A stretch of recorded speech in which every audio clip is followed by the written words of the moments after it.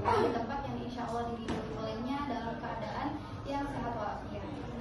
Tak lupa salawat serta salam semoga tercurah limpahkan ke junjungan alam yakni Nabi Muhammad SAW yang telah membawa risalah Islam dengan tinggi. Yang terhormat Ibu Yulis Kristiana Dewi selaku dosen pemangku bahasa Indonesia dan yang saya hormati pula teman-teman sekalian. Pada kesempatan kali ini kami kelompok 8 yang beranggotakan 4 orang. Di sini saya Putri Desa Nijati. Saya Syara Saloputri akan mempresentasikan hasil penelitian makalah kami yang berjudul tindak pidana pengeroyokan yang berakibat kematian dalam perspektif hukum pidana Islam. Perkembangan yang terjadi di masyarakat ini banyak sekali beberapa aspek. Pertama aspek sosial, kemudian ada dari aspek budaya dan perilaku. Kami mengangkat tema pengeroyokan karena pengeroyokan ini marak terjadi karena kesadaran akan hukum yang minim di masyarakat, sehingga masyarakat ini kurang mempercayai aparat penegak hukum.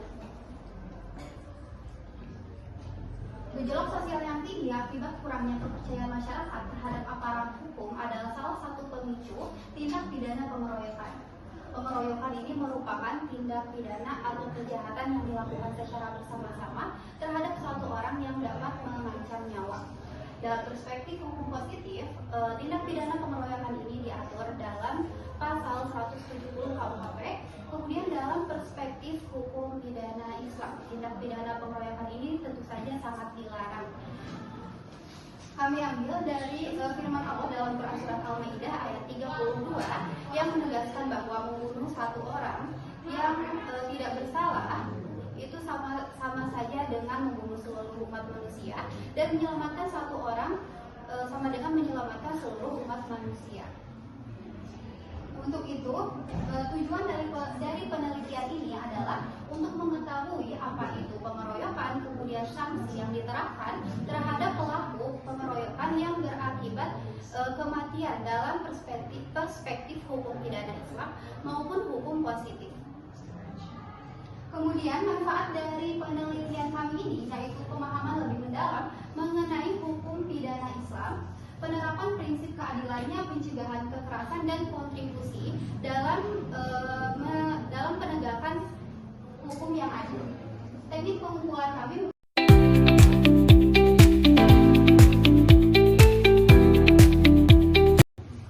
Adapun sanksi dalam tindak pidana pengeroyokan diambil dari pasal 170 KUHP yang mana menjelaskan dalam pasal tersebut menjelaskan ada 3 sanksi. Yang pertama, sanksi jika korban mengalami luka-luka ringan atau luka-luka biasa, maka pelaku akan dikenakan hukuman 7 tahun maksimal penjara paling lama. Yang kedua, jika korban mengalami luka-luka berat, maka pelaku akan dikenakan sanksi paling lama 9 tahun penjara.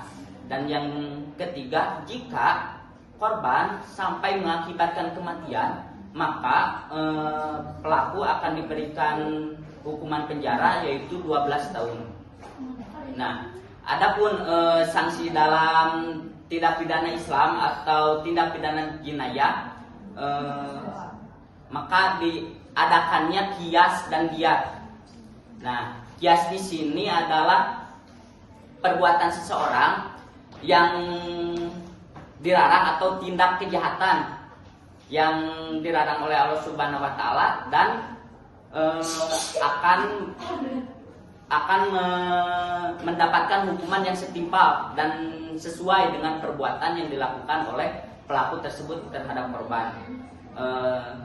Sedangkan diyat adalah pemberian denda terhadap pelaku kepada korban dengan supaya memberikan dengan bentuk sanksi supaya memberikan efek jerat terhadap pelaku.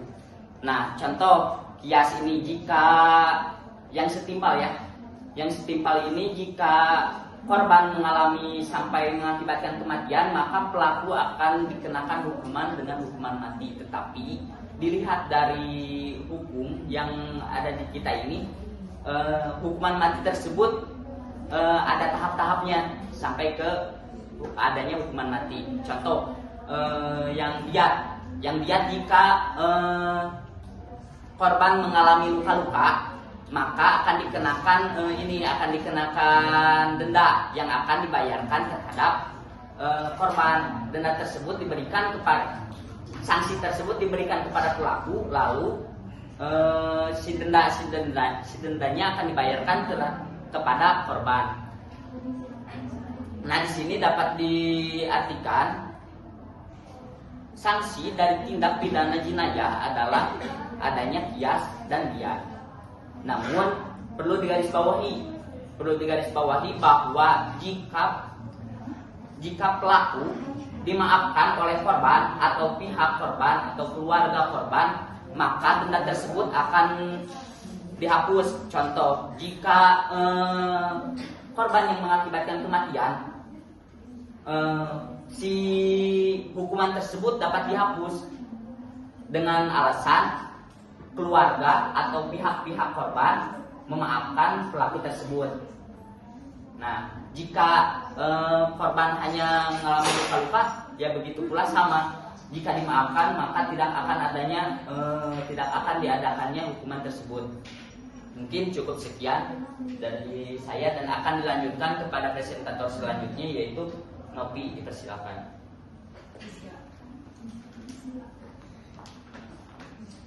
Baik, saya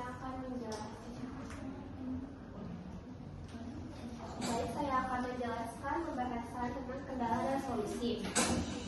Solusi yang pertama itu interpretasi pasal 170 KUHP. Pemahaman masyarakat dalam pelaku hukum seringkali berbeda. Hal ini dapat menimbulkan interpretasi yang tidak sama atau tidak seragam dalam penegakan hukum. Yang kedua itu pembuktian.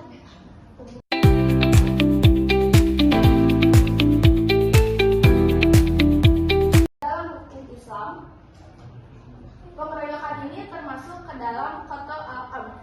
Nah, yang termasuk dalam hukum qisas. Hukum qisas ini juga memberikan hak kepada keluarga korban untuk melakukan hukuman yang setimpal kepada pelaku. Selain hukum qisas, ada pula diat. Apa itu diat? Diat adalah pembayaran sejumlah uang yang dibayarkan kepada keluarga korban. Tetapi syaratnya keluarga korban ini harus benar-benar memberi maaf kepada pelaku. Nah, diat ini juga sebagai fleksibilitas hukum pidana Islam dalam menetapkan hukum kasus pengeroyokan yang mana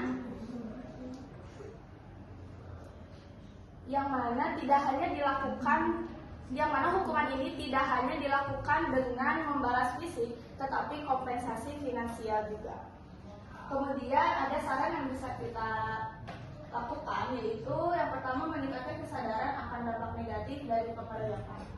Ini bisa dilakukan dengan pendidikan hukum kepada masyarakat atau kepada siswa-siswi mengenai konsekuensi hukum dari tindak pengeroyokan. Kemudian mengembangkan program mediasi untuk menyelesaikan konflik sebelum terjadi ke arah kekerasan. Dan yang terakhir, ada penegakan hukum yang tegas, itu dengan melakukan sanksi pada pasal 170 KUHP. Kemudian dilakukan juga patroli agar mudah menangkap pelaku pengeroyokan dan mengurangi terjadinya kasus pengeroyokan. Sekian yang bisa saya sampaikan, saya kembalikan ke moderator. Baik, sekian materi yang dapat kelompok kami sampaikan. Dilanjut dengan sesi tanya jawab. Pertanyaan kami buka untuk 4 orang, masing-masing dari kami akan menjawab 1. Silakan angkat tangan bagi yang ingin bertanya.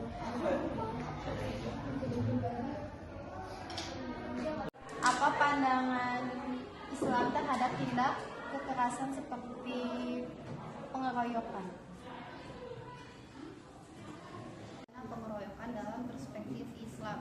Kalau dalam perspektif Islam, ini tuh bersumbernya pastinya dari Al-Quran, hadis, dan ijma para ulama. Kemudian dalam perspektif Islam ini, pengeroyokan itu dapat dikategorikan beberapa kategori tergantung hasil dari tindak kejahatan tersebut. Pertama ada kias, kemudian ada diat, dan yang lain-lain. Dari perspektif Islam sendiri, tindak pidana pengeroyokan itu merupakan sesuatu yang saya jelaskan juga dalam surat Al-Maidah ayat 32. Kurang lebih seperti itu. Terima kasih. Kita tahu kalau pengeroyokan itu kan tindakannya oleh banyak orang kan, sekumpulan orang. Ya. Nah, tadi diberlakukan hukuman-hukuman kayak misal sampai nyawa, kehilangan nyawa. Ya. Apakah itu berlaku untuk semua pelaku? Atau salah satunya saja atau yang paling banyak berpartisipasi atau apa bisa dijelaskan? Semuanya rata, ditentukan pada tahap hukuman-hukuman tersebut. Nah, kembali lagi kepada korban, kepada korban dan kepada hukuman pasal yang 170 tadi. Nah, Mas Bas. Terima kasih. Tadi sudah disebutkan kendala dalam materi yang sudah dijelaskan. Salah satunya yaitu pembuktian peran pelaku. Bisa tolong dijelaskan ini maksudnya kendala dalam pembuktian peran pelaku itu seperti apa? Apakah ada perbedaan hukuman bagi pelaku yang melakukan pengeroyokan secara tidak sengaja? Akibatkan kematian karena sengaja itu di pasal 170 itu di penjara 12 tahun. Tapi kalau misalnya nggak sengaja itu diringankan jadi 7 tahun. Jadi mungkin perbedaannya itu aja. Tapi sebelum itu kan pasti ada analisis dulu. Jadi harus ada pertimbangan pembuktian yang kuat, mulai dari alasan pelaku. Kan pasti kayak gitu ya sebelum menetapkan hukuman itu. Lihat dulu dari faktornya, dari rekam jejaknya, sama dari dokumennya juga, terus dari niat pelakunya apa pasti ditanya.